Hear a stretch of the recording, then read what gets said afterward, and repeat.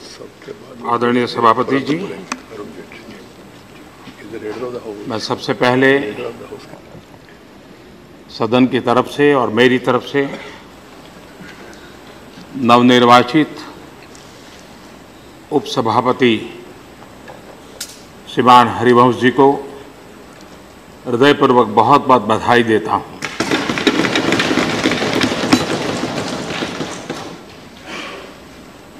हमारे लिए खुशी की बात है कि स्वास्थ्य लाभ के बाद हमारे अरुण जी भी आज हम सबके बीच हैं। आज 9 अगस्त है। अगस्त क्रांति आज़ादी के आंदोलन से जुड़ा हुआ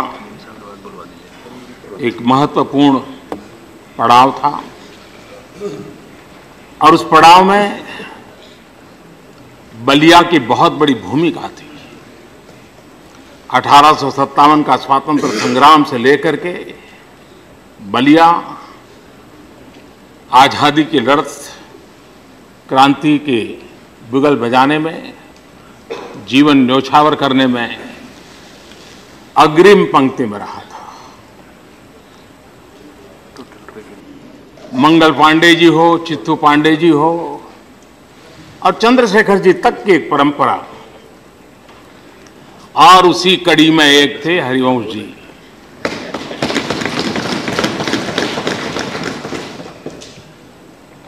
जन्म तो उनका हुआ जयप्रकाश जी के गांव में और आज भी उस गांव से जुड़े हुए हैं। जयप्रकाश जी के सपनों को साकार करने के लिए जो ट्रस्ट चल रहा है उसके ट्रस्टी के रूप में भी काम कर रहे हैं। हरिवंश जी उस कलम के धनी हैं जिसने अपनी एक विशेष पहचान बनाई है। और मेरे लिए ये भी खुशी है कि वो बनारस के विद्यार्थी रहे थे। उनकी दीक्षा बनारस में हुई और वहीं से अर्थशास्त्र में एमए कर करके वो आए और रिजर्व बैंक ने उनको पसंद किया था, लेकिन उन्होंने रिजर्व बैंक को पसंद नहीं किया। लेकिन बाद में घर की कुछ स्थितियों के कारण वो नेशनलाइज्ड बैंक में काम करने लगे। सभापति जी, आपको जानकर के खुशी होगी कि उन्होंने जीवन के 2 महत्वपूर्ण 2 साल हैदराबाद में काम किया था। कभी मुंबई, कभी हैदराबाद, कभी दिल्ली, कभी कलकत्ता, लेकिन एक चकाचौंध बड़े बड़े शहर हरिवंश जी को नहीं भाए। वो कलकत्ता चले गए थे रविवार के अखबार में काम करने के लिए, और हम लोग जानते हैं एसपी सिंह नाम बड़ा एक टीवी की दुनिया में एक पहचान बनी थी। उनके साथ उन्होंने काम किया और एक ट्रेनी के रूप में, पत्रकार के रूप में धर्मवीर भारती जी के साथ काम किया। जीवन की शुरुआत वहां से की, धर्मयुग के साथ जुड़ करके काम किया। दिल्ली में चंद्रशेखर जी के साथ काम किया। चंद्रशेखर जी के चहेते थे और पद की गरिमा और वैल्यूज के संबंध में कुछ विशेषताएं होती हैं इंसान की। चंद्रशेखर जी के साथ वो उस पद पर थे जहां उनको सब जानकारियां थी। चंद्रशेखर जी इस्तीफा देने वाले थे, ये बात उनको पहले से पता थी। वे स्वयं एक अखबार से जुड़े थे, वो पत्रकारिता की दुनिया से जुड़े थे, लेकिन खुद के अखबारों को भी भनक नहीं आने दी कि चंद्रशेखर जी इस्तीफा देने वाले हैं। उन्होंने अपने पद की गरिमा को बनाते हुए सीक्रेट को मेंटेन किया था। अपने अखबार में खबर छप जाए और अखबार की वाहवाही हो जाए, ये उन्होंने होने नहीं दी थी। हरिवंश जी रविवार में गए, बाद में तब तो संयुक्त बिहार था, बाद में झारखंड बना, वो रांची चले गए और प्रभात खबर के लिए।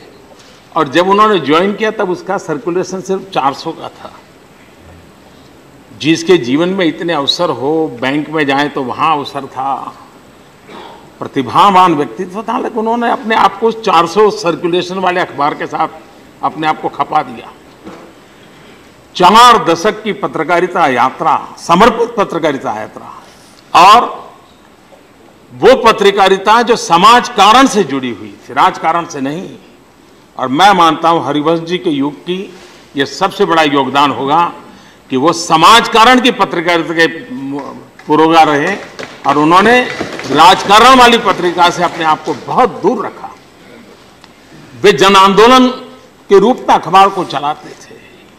और जब परमवीर एल्बर्ट एंका देश के लिए शहीद हुए थे, एक बार अखबार में खबर आई कि उनकी पत्नी बहुत बेहाल जिंदगी गुजार रही। 20 साल पहले की बात है। हरिवंश जी ने जिम्मा लिया। हरिवंश जी ने लोगों से धन इकट्ठा किया और 4 लाख रुपए इकट्ठा करके उस शहीद की पत्नी को पहुंचा करके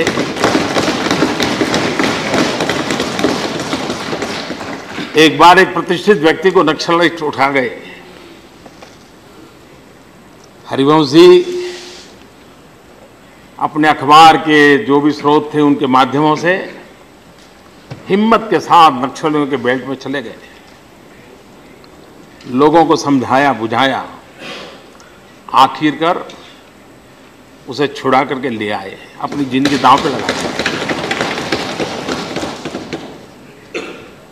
यानी एक ऐसा व्यक्तित्व जिसने किताबें पढ़ी भी बहुत, किताबें लिखी भी बहुत। और मैं समझता हूं कि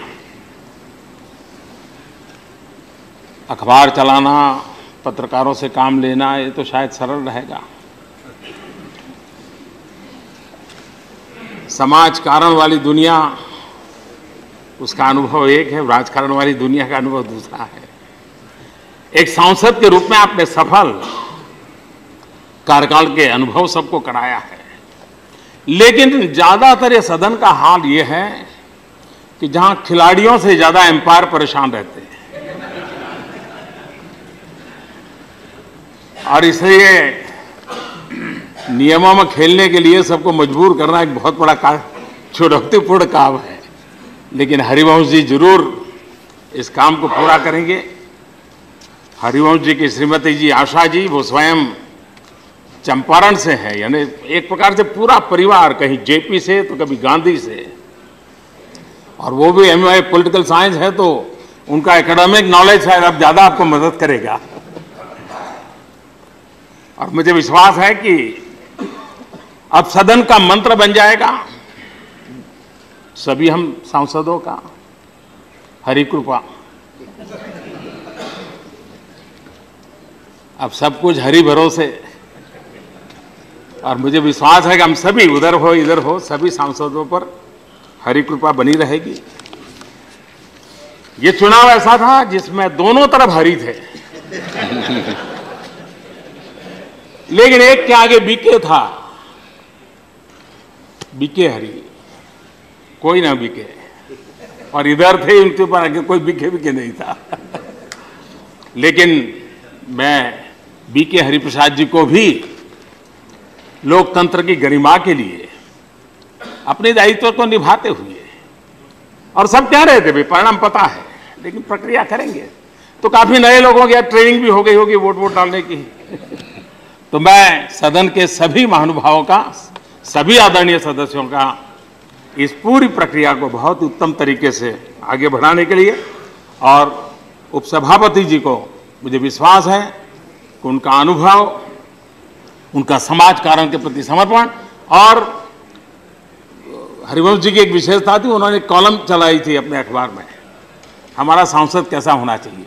तब तो उनको भी पता नहीं था कि वो एमपी बनेंगे, तो एमपी कैसा होना चाहिए इसकी बड़ी मुहिम चलाई थी। मैं जानता हूं कि उनके जो सपने हैं उसको पूरा करने का एक बड़ा अवसर उनको मिला है कि हम सभी सांसदों को वो भी ट्रेनिंग आपके माध्यम से मिलेगी। और जिस दशरथ मांझी की चर्चा आज कभी कभी हिंदुस्तान में सुनाई देती है, बहुत कम लोगों को मालूम होगा, उस दशरथ मांझी की कथा को ढूंढ ढांढ करके पहली बार किसी ने प्रकट किया था तो हरिवंश बाबू ने कहा था। यानी समाज के बिल्कुल नीचे के स्तर के लोगों से जुड़े हुए महानुभाव आज हम लोगों का मार्गदर्शन करने वाले हैं। मेरी तरफ से उनको बहुत बहुत बधाई, बहुत बहुत शुभकामनाएं।